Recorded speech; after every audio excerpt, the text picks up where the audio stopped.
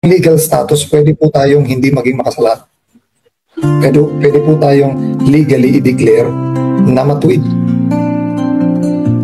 For by one man, we were made sinners, but by one man, we also were made righteous. So, yung legal status na matuwid pwedeng magbago.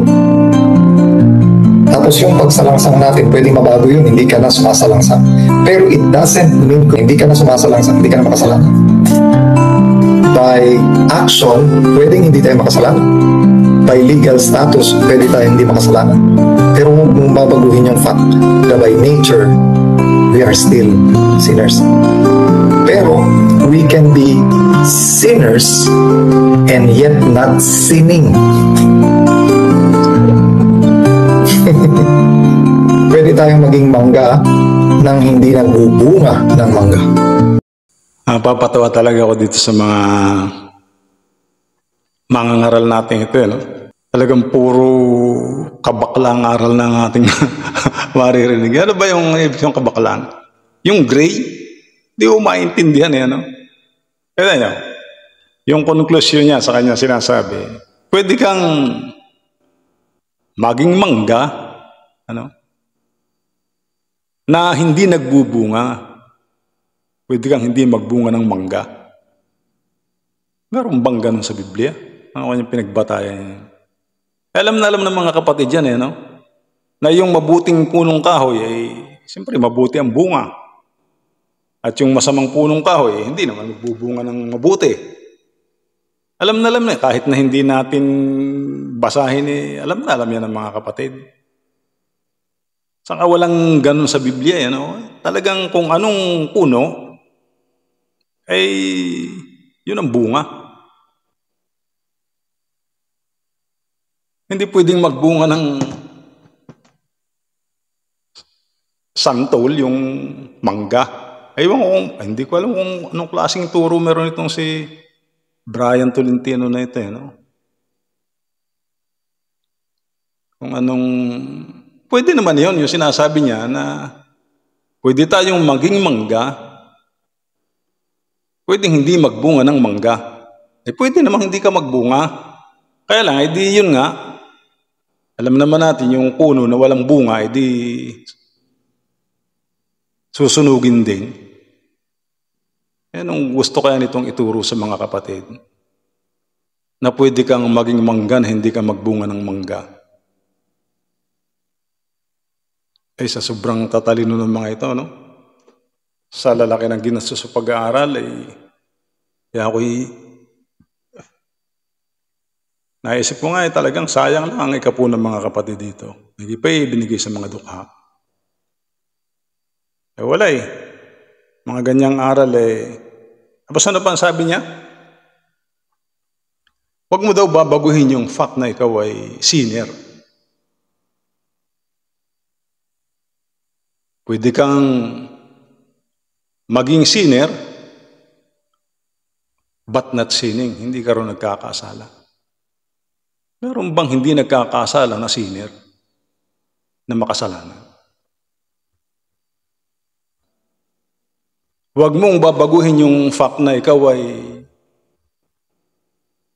kahit na anong para sa kanya, kahit anong mangyari, ikaw ay makasalanan. Sabi pa nga nung isang comment na nabasa ko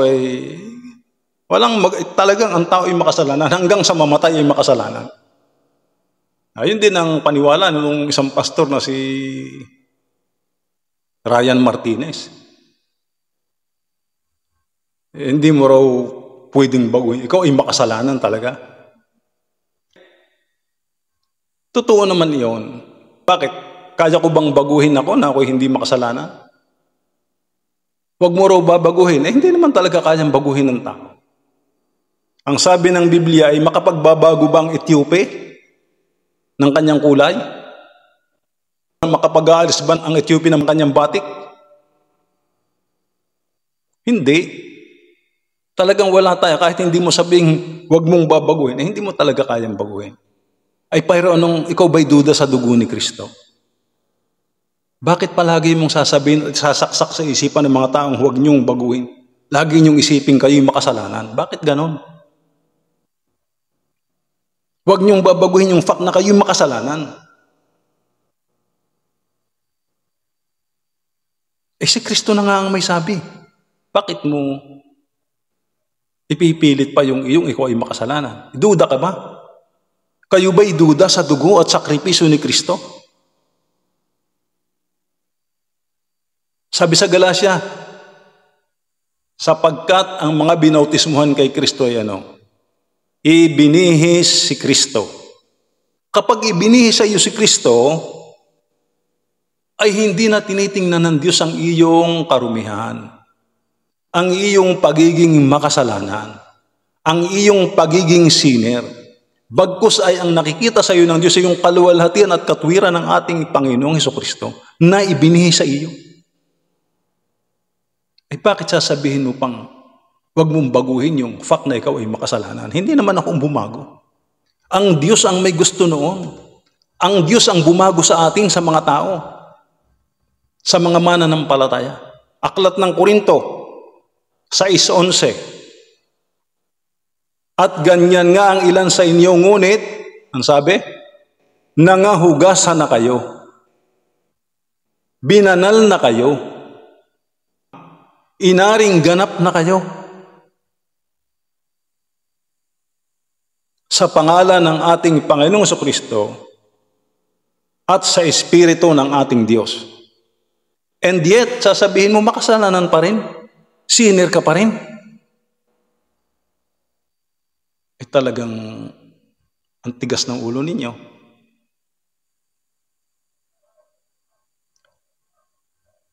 Kaya't kung ang sino man ay na kay Kristo, siya'y bagong nilalang. O hindi ka na sinner. Hindi ka na makasalanan. Ikaw ay bagong nilalang.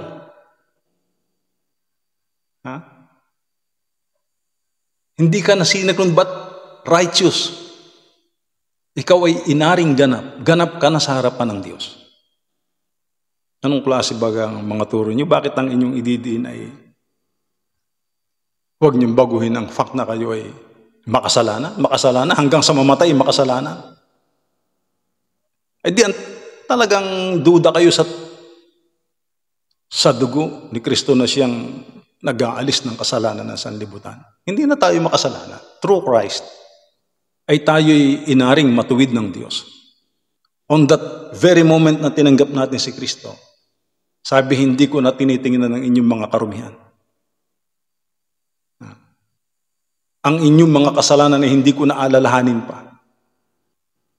Kaya nga ibinihis sa inyo si Kristo. Ba't nyo igigiit pang kayo makasalanan? Hanggang sa mamatay kayo makasalanan. Kaya nga, wala kayong pag-asa. Hiwalay pa kayo kay Kristo. Hindi nyo ba alam na mali yung inyong ginagawang yan? Na ipipilit yung kayong makasalanan pa'y nabuhos na nga ang dugo ni Kristo dun sa Kalbaryo? Sapat. Ang sakripisyo, sapat ang dugo ng ating Panginoong Kristo upang luminis sa ating mga karumihan. Sabi pa ng Diyos kay Apostol Pedro, ang nilinis ng Diyos ay huwag mong ipalagay na marumi o karumal-dumal. Tapos sasabihin mo, sinner pa din. Anong klaseng mga pagtuturo ninyo yan? Alam niyo, nababasa ko sa inyong mga kaisipan, gina-justified niyo yung inyong, alam niyo, kahit ikaw ay mangga, pwedeng magbunga ka ng hindi mangga. Ano ibig sabihin nun? Kahit ikaw makasalanan, pwede ka namang gumawa ng mabuti. Yun ang pwede kang hindi magkasala. Walang ganon. Pag ikaw ay makasalanan at hiwalay kay Kristo, walang mabuti sa iyo. Mayroon ba niyang makukuhang malinis dun sa bagay na marumi? Wala. Walang ganon. Sabihin mong pag makasalanan ka, ay pwedeng hindi ka magkasala. Walang ganon. Pag ikay makasalanan, hiwalay kay Kristo, lahat ng ginagawa mo ay walang matuwid. Walang tama doon, puro mali yun. Wala doon hindi kasalanan. Lahat kasalanan na yun. Pag sinabing ikay makasalanan, alin yun, yung hiwalay kay Kristo, hindi ka naniniwala kay Kristo, wala dun sasabihin mong pwede kang hindi magkasala. Hindi. Ano mang gawin mo din ay kasalanan. Datapwat sa nangahawa ay at di nagsisisampalataya ay walang anumang malinis. Sa 1:15 ng Tito. Kundi, pati ng kanilang pag-iisip at kanilang budhi ay pawang nangahawa. Ano makukuha mo doon? Kaya sabihin mong, kahit na ikaw ay sinner, pwede kang hindi magkasala. Walang ganon. Pag sinabing ikay sinner, kahit na anong gawin mo, kasalanan yan. Basahan yan. Marumi yan sa harapan ng Diyos. Ha? Basahan ka nga eh. Putik ka nga eh. Sabi mo, putik, anong makukuha mo doon? Iba yung naputikan kaysa ron sa talagang putik. Iba yung madumi o yung makasalan kaysa ron sa nadudumihan. Ay nilinis, nangahugasan na kayo. Pinatawad na kayo. Binanal na kayo. Inaring ganap na kayo. And yet, sasabihin mo, you are still a sinner. Yun ang fact. Walang kabulan pala sa inyo ang dugo ni Kristo. Mali yun. Kaya mga minamahal ko mga kapatid, yung mga ganyang turo'y nakakalungkot. Ang i-claim natin ay tayo'y binanal. Tayo'y inaring ganap ng Diyos. At yung ating kahinaan mga kapatid, ay hindi na tinitingnan ng Diyos, kundi yung kaluwalhatian at katwiran ni Kristo. Ang nakikita sa bawat isa sa atin, pagkatapos nating tanggapin si Kristo. Huwag nyo nang isipin mga kapatid na kayo ay makasalanan sapagkat yun ang iniuudyok ni Satanas sa ating mga puso. Ikaw ay makasalanan, hindi ka tatanggapin sa langit. Wala kang magagawang mabuti kasi ikay makasalanan. Diyan ka igugupo ng kaaway. Kaya huwag po niyong mali yang itinuturong yan ng mga pastor na yan. Hindi ganoon. Kaya nga sabi ang nilinis ng Diyos ay huwag nang ipalagay na marumi. Lagi niyong isipin mga kapatid, kayo'y binanal na, inaring ganap na kayo. Sapat ang dugo ng ating Panginoong Hesus upang tayo'y ariing ganap sa harapan ng ating Panginoon. Kasi pag isipin natin tayo'y makasalanan kagaya ng itinuturo niya, ay ganun nga ang mangyayari sa atin. Sabi ng talata, kung anong iniisip niya, ay magiging gayon siya. Nakita niyo yung mga yan. Puro kabakla ang turo. Hindi. Yan. Mamamatay ang mga yan ng kabakla ang turong yan. Eh hanggang sa mamatay, inisip nila sila yung makasalanan eh. Paano? Kung mga yan makakabangon, eh ginawa na nga ng Diyos ang lahat-lahat. Eh hindi pa rin sila naniwala. Makasalanan pa rin ang tingin nila sa kanilang sarili. Huwag daw babaguhin. Ay, hindi naman ako bumabago. Ang Diyos mismo ang bumago. Siya ang nag-aring ganap sa atin, sa inyo at sa akin. Kaya huwag na nating isiping tayo'y mga sinners o makasalanan. Bagkos isipin natin tayo'y mga matuwid, inaring ganap, banal, sa harapan ng ating Panginoong Jesucristo. Kaya nga, kayo'y magpakabanal sapagkat ang tumawag sa inyo ay banal. Kaya nga, lumakad kayo sa kabanalan. Bakit? Eh, mga banal ka na kayo. Di naman tayo mga makasalanan. Inilapit na tayo sa dugo ni Kristo. Sa pamamagitan ng dugo ni Kristo, inalapit tayo sa ating Panginoon. Dati tayo hiwalay kasi nga gawa ng kasalanan. Ay dahil kay Kristo'y tayo inilapit. Inaring ganap. So mali yung sinasabi nilang yan na huwag niyong babaguhin. Yung fact na kayo'y makasalanan. Ay hindi akong bumabago. Si Kristo ang Diyos ang bumago noon. Eh kung ikaw ayaw mong baguhin, hindi ikaw na lang, manatili ka dyan sa kabaklang aral na yan.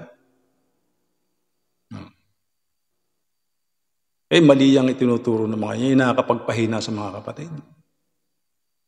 Sa halip na encourage mong kayo lumakad sa kabanalan sapagkat tayo binanal na ng Diyos. Kaya ang ituturo mo na may makasalanan, kahit anong gawin ay makasalanan.